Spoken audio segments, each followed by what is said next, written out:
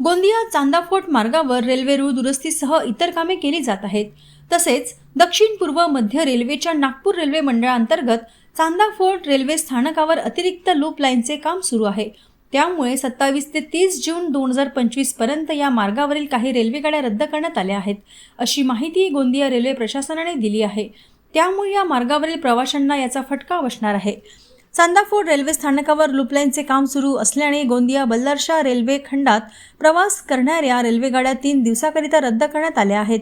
यामध्ये गाडी बल्लारशाह गोंदिया 28 ते 29 जून रोजी 2 फेऱ्या, गाडी गोंदिया ते बल्लारशाह 27 व 28 जून रोजी 2 फेऱ्या, चांदाफोट ते गोंदिया 29 व 30 जून रोजी 2 फेऱ्या, गाडी गोंदिया वडसा 28 व 29 जून रोजी 2 फेऱ्या, गाडी वडसा ते चांदाफोट 29 व 30 जून रोजी 2 फेऱ्या, गाडी बल्लारशाह ते गोंदिया 29 व 30 जून रोजी 2 फेऱ्या, गोंदिया ते बल्लारशाह या रेल्वेगाडीचे 29 व 30 जून रोजी होणाऱ्या 2 फेऱ्या रद्द करण्यात आल्या आहेत, अशी माहिती गोंदिया रेल्वे प्रशासनाने दिली आहे.